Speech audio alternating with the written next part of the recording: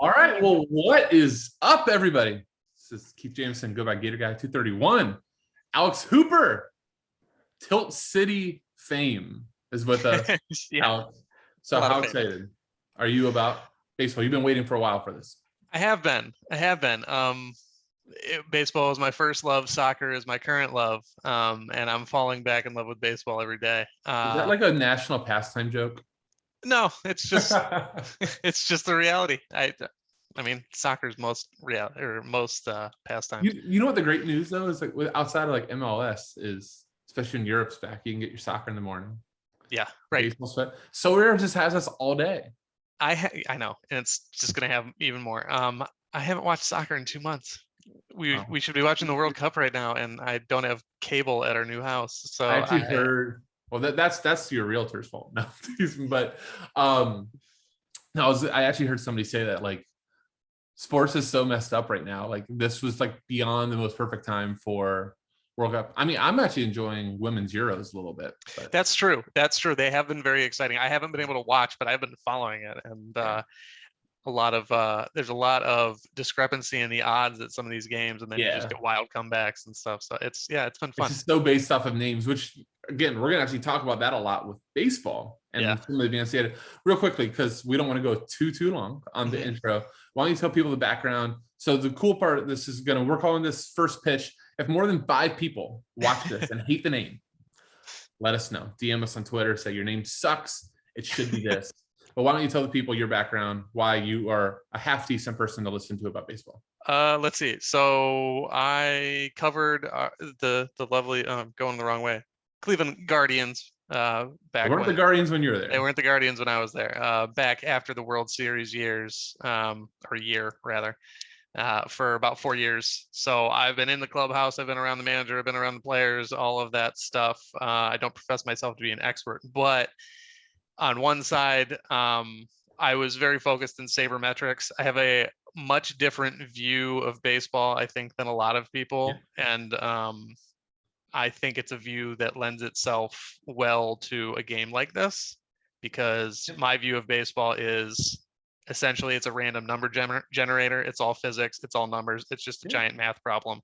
And it's variation, which that's so rare. That's DFS where I came from. And then also, like we were talking about, I love So Rare. I love So Rare soccer. So this is a big moment for me. I'm excited. Yeah. And, for the sabermetrics and advanced data, who's done really well with that?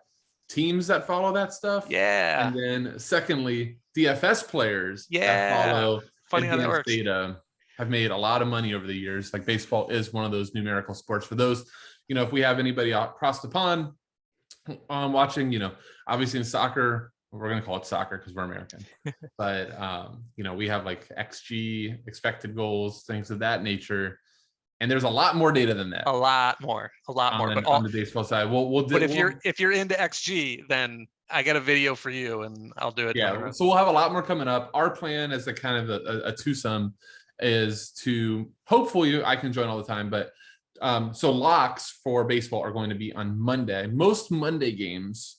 Correct me if I'm wrong, are normally about 7-ish Eastern time with the occasional Cubs.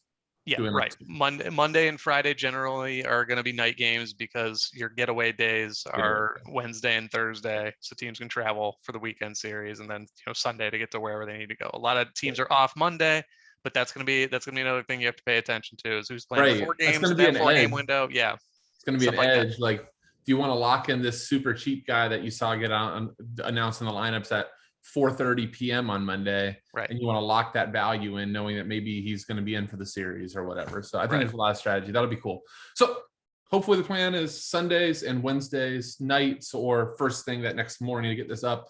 Plenty of time to get any buys in, any players that he recommends. The guys that I recommend just sell. It's going to be that type of thing. I've exhausted my luck on the soccer front, but I'm super pumped to kind of extrapolated some of those winnings knowing this was coming, so that I could be ready and hit kind of, the one thing I'll just say for the people that already are on So Rare debating going to baseball. Andy Black, I heard say this. I have mentioned this a number of times, but he mentioned this when So Rare was first out, one of the OGs, how a lot of those guys had advantage, not only just because of the cheap prices, but they had started the winning. It's the winning snowball. And then he mentioned again with limiteds, and he's like, I don't know if the price point is going to be good, but I'm going to get in early and I can start that snowball going. I feel the same way with baseball, that even if at the beginning we overshoot the prices, and as more and more mints come out, it levels down. Getting in early, getting your lineup set, getting a feel for the game really early is going to lead to a lot more winning down the road. So absolutely. And you're going to have an opportunity to start winning. I believe I think there's actually a common week before the limited weeks open up, something like that. And you're going to get the opportunity, even if you're playing for free, to earn some cards. So take that opportunity for sure. Yep, it'll be really good. All right, Alex, just real shit. Chicharito's on the bench. No. I knew that was happening. But Bond is in. Bond's in. Don't worry. And Williams. All right, I got all my guys. All right, back to baseball. Congrats. Good stuff. All right, back to baseball.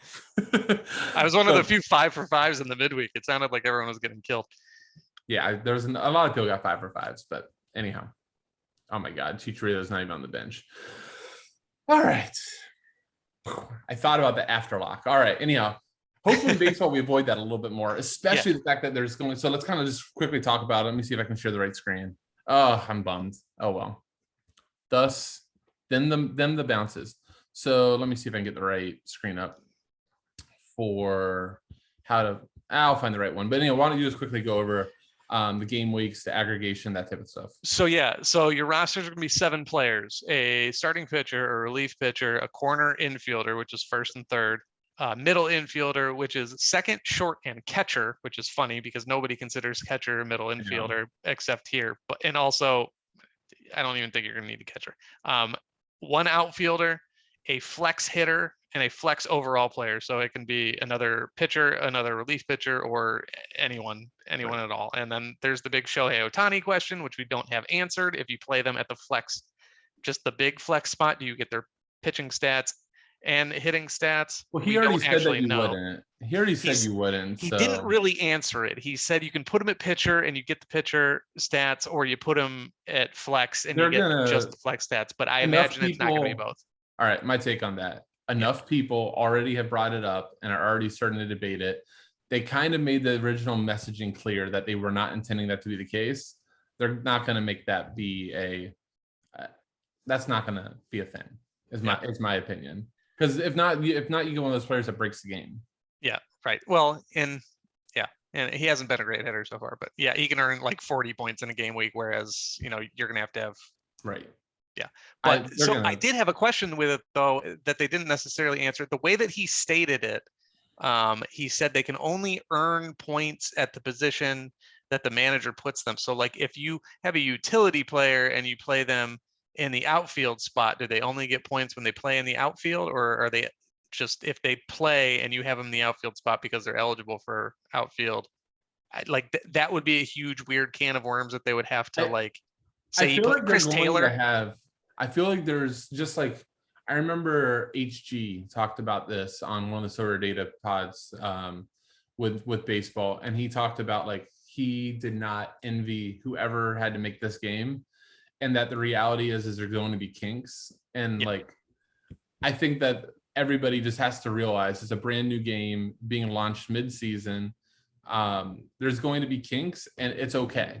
It's all right for there to be kinks. I think that the reality too, the one thing, I don't know if you noticed this with the announcement too, they want to give out half of the allocation of the mints.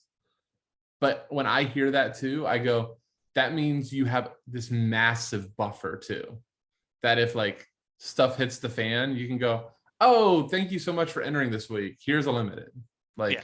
Thanks for being our trial audience. Because that's nice to have that buffer for sure.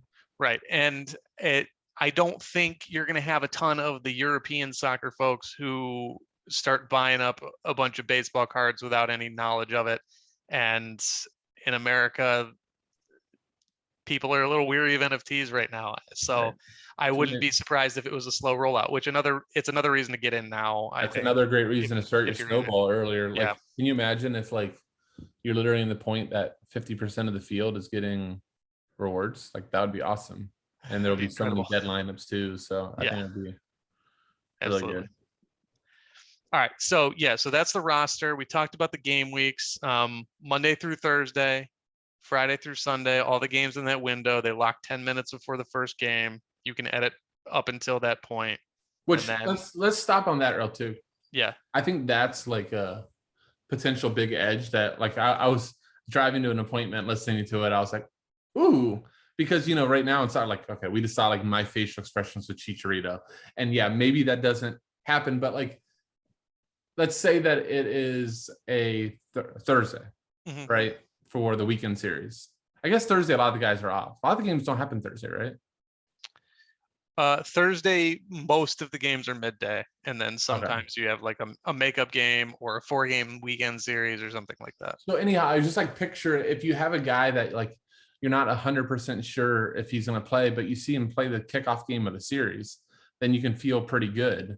And you have a few hours beforehand, or you don't see him make the original lineup and you just go, well, screw that. I'm not going to risk it. I want to get 3 games out of my hitter. Right. Yeah. Like, I think it's going to be a lot of times the case where you don't want to play someone who doesn't play that first day because it's the start of the series, and usually guys rotate on, especially catchers. Getaway game. Yeah, the getaway game. The last game of the series, if they're leaving on a jet plane somewhere, you're going to get some rotation. But if you get someone in that first game, there's a much higher chance of them playing at least one of the other ones, but probably 2 in a row. And let's just be real. Like, what's the point? Like, if you missed 1/3 of the opportunity for points, that's a huge deal. So like it is.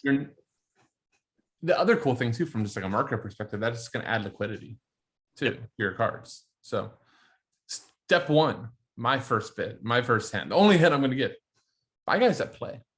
Yeah, absolutely. And find guys who play against both arm pitchers, like not specialists. And you can check on a Monday and look at the projected pitching matchups and see if your guy who mashes right-handed hitters is going to face a lefty during that window. So like if you have Jarren Duran is the first person who comes to my mind because I have him in season long and he doesn't hit against lefties. If you're about to go into a game week with Jarren Duran, like I really like who the Red Sox are facing, but they've got 2 lefties, one on Tuesday, one on Thursday. You probably don't want to play him because he's probably only going to play 2 of those games. Right. Makes Jarren Duran, so you probably have better card opportunities. But or just stay away from those guys that are just absolutely.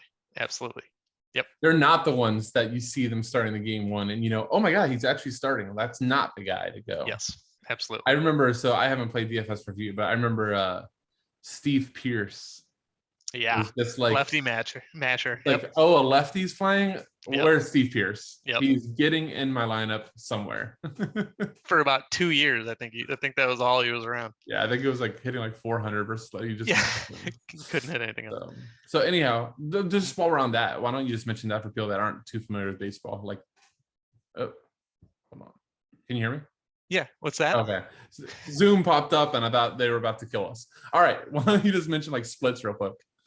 Yeah, so it's just a matter of some guys are great against right-handed hitters, some guys are great against left-handed hitters, but not good at the other side of the plate. Like, generally, you're going to have righties who hit both sides very well, but especially lefties. With lefties, left-handed hitters very often don't hit left-handed hitters well. So you just have to be wary of that and keep that in perspective. And like, you can check too, you can see if they've been in and out of lineups against lefties. You can go on to Baseball Reference and go to their splits, and if they have like a huge disparity in plate appearances versus lefties versus plate appearances versus righties, it's very easy to find. And I will probably do a video on stats, because stats are huge in baseball. And again, front offices use them, the big decision makers use them, and the casual fan gets really stuck still on, at least they've progressed past batting average to like slugging percentage and on base percentage, but there are better indicators and more predictive indicators of that sort of thing. So I think what you said there is actually like one of the aspects I think the more I've thought about baseball and the rollout of like the lineups and like how the fixtures are going, the more excited I am, because in soccer right now, let's just be real, it is, it's really pay to win.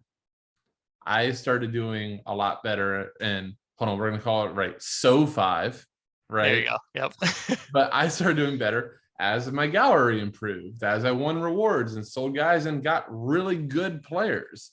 And I think baseball is going to be like there's a lot of things we can do with stacks. I know you're going to talk about those a little bit. And I think a lot of the big guys are going to just stack the hell out of stuff. But if you're a smaller budget, just starting out, I think you can really grind your teeth on some guys that are undervalued because they don't have big names, because they're down in the batting order, but they might do quite well in the matrix and just grind you some small rewards to accumulate. And so here's what I'm talking about with baseball being a random number generator. Best team in the league is going to lose 60 times. Right. The worst team in the league is going to win 60 times. It's all about the other, whatever it is, 42 games. So, and I said this in our chat earlier, the difference between a Hall of Famer and a minor leaguer in baseball is 10%. A 200 hitter is awful. A 300 hitter is a Hall of Famer. So there's so much volatility and so much randomness that like you can have a lot of success in baseball without, like, you don't have to have an all-star lineup to win. And sometimes those aren't even the best lineups. Sometimes guys just get hot. So you need to learn the edges and find those edges. And I think you can have a lot more success here. Plus the player pool is so much smaller and the team pool, there's not as big a disparity. Like it's not like Bayern beating up on VFL Bochum every, other game, stuff like that. Like those edges don't exist for the real life teams as much. And not to mention, just on that, like Bayern example, Bayern or PSG or Liverpool or whoever, like there's nobody cheap on those teams. Right. Like Liverpool, like Fabinho, is going to cost you a lot. And you're like, it's freaking Fabinho. You're like, right. He's a nice player, but he doesn't crush the matrix, but because he's on Liverpool, it's huge. Any Bayern guy is going to cost you an arm and a leg. PSG, let's not even talk about it. But in baseball, I don't even know who's good right now. I know the Blue Jays are pretty decent. The Yankees are insane right now. Okay. Again. I'm assuming who's like the regular 7th or 8th guy in the lineup for the Yankees. Don't say Aaron Judge or something. I'll just close the meeting out. Matt Carpenter, Aaron Hicks. Matt Carpenter those are actually like really good players back when I was playing DFS. Right. But I'm assuming those guys. Isaiah Kiner Falefa. Yankees might be the wrong example. Yankees might be the Bayern type. Yeah, they absolutely are. But let's just say, there's another good team in Major League Baseball that's not nearly that level. Mm-hmm. I know, one of our chats, they're all Cardinals fans. Yeah. The 8th place hitter for the Cardinals is not going to be that expensive. Right. Yep. It's not. But like you said, on the day, and you can afford the 6th, 7th, and 8th guys for the Cardinals. And on the series where they score 40 runs in 3 games, mm-hmm. those guys are going to show up. Right. It's going to happen. It's going to happen where you just have teams going off. I think who was it? Oh, the Orioles just won 7 straight, and the Orioles are awful. So and no one else is going to have that stack either. And that's a DFS thing that I learned from our friend Blender, the vomit stack. And I've thought about this. I've seen like on the soccer side, and then I want you to explain why stacking in baseball is so advantageous. But I've actually thought about this. I was thinking about this today in the car on soccer. Was I had a guy I'm friendly with, a friend on Sorare, that I think who does Markuth play for? Is it not Schalke? It's Köln. I think FC Köln or something like that in Germany. But he did a stack, and in my head I'm like, are you going to really play Championship Euro with a Köln stack? And then the more I actually thought about it is, okay, so you have to like suck up a lot of losing. Like back to Andy Black, okay? He had a West Ham stack. Yeah, I remember. I know the West Ham stack. And he just roll it out. Just roll it out. Lose, 45th, lose. And then you got the one time that they catch a red card. The other team gets an early 5th minute red, and they're going to win 5-0 or 6-0. You are just rolling, and nobody else has it. So I feel like baseball is going to have so many of those opportunities too, that you're just going to have the one time that the pitcher doesn't have it. He goes a third of the inning, 7 earned runs. Alex Hooper is pitching in the 5th inning out of the press box because they don't want to waste anybody. Right. You get hitters pitching for 3 innings, and all of a sudden it's a home run derby. And that can it's 22-3. Yeah, as long as you have one other good day, like you're going to be way ahead. Right. So, yeah, you're going to have some really random the next day. Yeah. As long as they play the next day. Yeah, you're gonna have some really random game weeks. So, Talk about stacking, because in my head, obviously that's the way to even all this out. Yeah, that's gonna be the thing. So you have 7 spots. I imagine they limit the amount of players from one team. No. They said no. Not at all. They said specifically that they won't. Own your game. They just own your game. All right. So yeah, so stacking.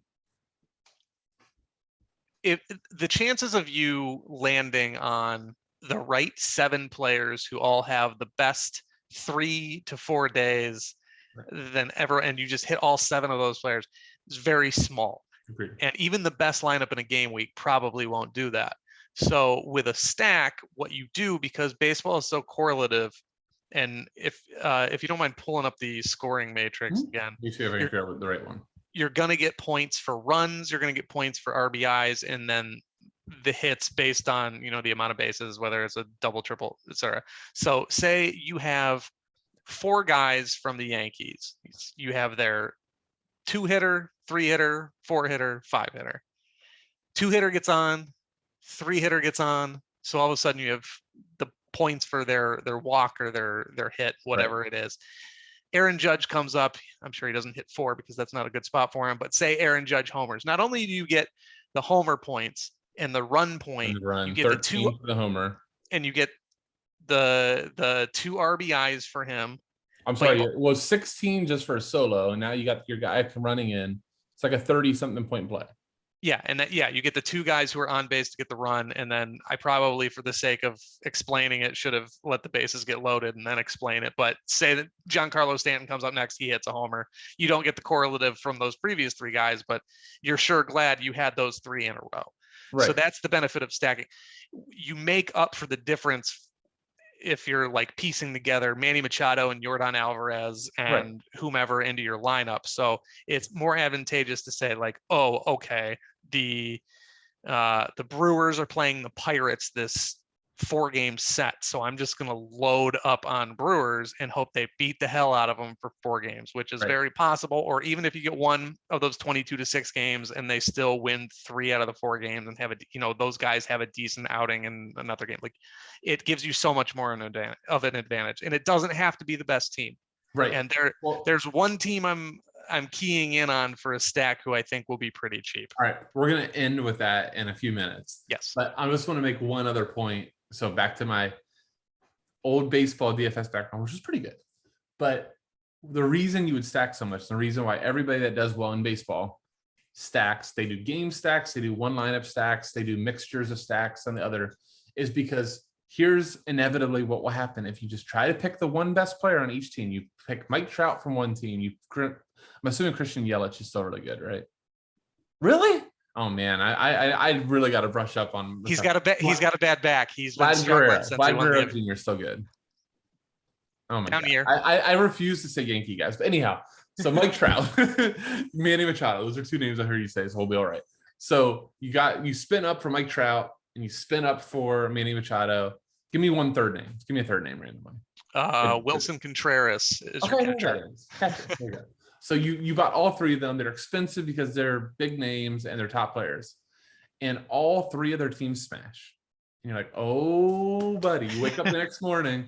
You're like, oh, buddy. I got like 28 runs from those 3 games. And you go, Mike Trout's 0 for 4. Manny Machado's 0 for 3. And you got no part of any of those games because you got the one dud. Whereas if you stacked, if you had 1 through 5 and Mike Trout was your only busto, really good chance the best players at the top of the order, the rest of those guys did some work and you didn't get shut out from that explosive performance. That's why I think, when you keep talking about random number generator, that's what sticks out to my head is random number generator works even for the best player in baseball. He is going to have an 0 for 4, an 0 for 5, or 0 for 4 with 4 Ks. Like that happens a lot. It happens a lot. Sometimes it's not with you. All right. So anything more you want to talk about the game? Then I want you to get a couple players, your stack, and then we'll get the hell out of here. The only other things I wanted to point out were just some of the things I would like to see. I don't know, change necessarily, but like talk to the spoon right now. Talk to him. No Ethereum threshold worries not gonna happen. Yeah, I understand why, but I think it could kill resale value. I think it. That's cross-selling to soccer hoop. Hey, you want that? Come learn That's some fine. soccer. That's fine. That's not my problem. But also, it's going to stop me from spending more on MLB. Fair statement. But and then I know some people had a problem with different supplies for the same scarcities across the games. That doesn't bother me because the player pool is so much smaller, and if you actually want to fill that inventory, then it makes sense to me. But that's not an issue on my end. I don't Sure. mind at all. Yeah. All right, you want to look at some targets? Let's do it. Okay.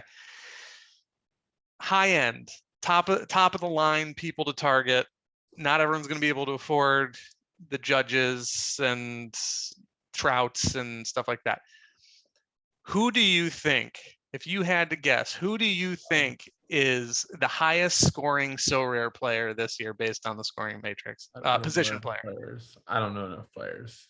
Take a guess. I'll give you 5. Manny Machado? No. Hmm. All right, I won't make a guess.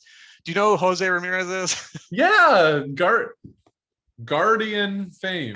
Go Guards. Jose Ramirez is a baller, though. Jose Ramirez is the most underappreciated player in baseball. He has been for about 4 or 5 years now. Yeah, I remember in DFS he was too. He is the highest scoring player according to the matrix. Awesome. Do you want to take a guess at who the highest scoring player is since 2019?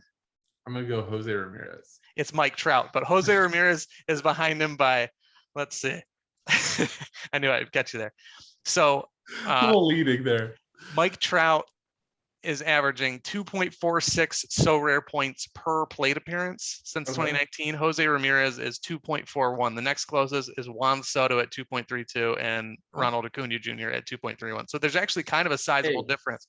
I know I knew every single name you said. I'm ready. There you go. You are ready.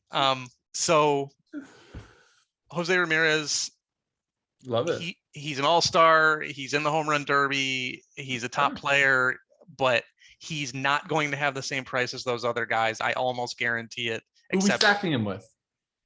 Oh God. It's your team. No, I know who you can, but I just wouldn't recommend it. There's no one else. This is Stephen Kwan. This is the hopeful Alex Hooper is pitching in the 5th inning stack. Okay. Nolan Jones, Franmil Reyes. Oh, I know that name. You're gonna rack up a lot of strikeouts that way. And Stephen Kwan. There we go. God, right, there's already your contrarian underdog stack. Yeah, definitely an underdog. The other high end guy I wanted to point out just early, Kyle Tucker from the Astros. Do it all guy and a good lineup, but kind of an unsung hero. If you play fantasy baseball, you probably know he's pretty good, but generally flies under the radar. Plant High School here in Tampa, Kyle Tucker. I love it. Okay. Let's see. I'm just going to keep running down the guys that I know. Few more names for everybody. Devin Williams. So relievers. We didn't talk about this. We'll talk about it more down the line. But if you do play Sorare soccer, you know what rostering a goalkeeper is like. It's the worst. You have to pay more than the rest of your team just to get somebody who actually plays because there's so few people who actually. If anybody watches the previous Sorare video on the channel of my reward opening, why am I so excited? Because it's a goalie. I didn't want to spend money on it. Yes, exactly. So that's going to be your relief pitcher. That's going to be your relief pitcher. There's going to be a real high end of guys who close games, right? And then bonus, and then guys who rack up a lot of strikeouts and innings. So, but quick question for you, just like yes. On the baseline, looking at the scoring matrix, do I have to have a closer? You don't have to have a closer. So the name that I was going to bring up is Devin Williams from the Brewers. He is Josh Hader's setup man. First of all, I know Josh Hader. Josh Hader is a cheat code in this game. Okay. He strikes out too many people. Yeah, and he's dominant. 3 points per batter faced, and he's got his points. So can hold on? I want to go contrarian real quick on this closer thing. Yes. Sorry, I know I cut you off completely, but I'm going to forget this if I don't say it. Go ahead. If I remember right, there are a ton of relievers that will pitch more innings than closers. Closers are generally going to get the least amount of innings of anybody in the bullpen, right? Yes. But you get 10 points for a save. Sure. You get 5 points for a hold. So those are high leverage guys. So Devin Williams comes in before Josh Hader, and generally, very often if Josh Hader is about to come in, the Brewers aren't just going to magically get the lead in the 8th every time. Right, Like of course. they have the lead winning. before that. Yeah. So I crunched the numbers.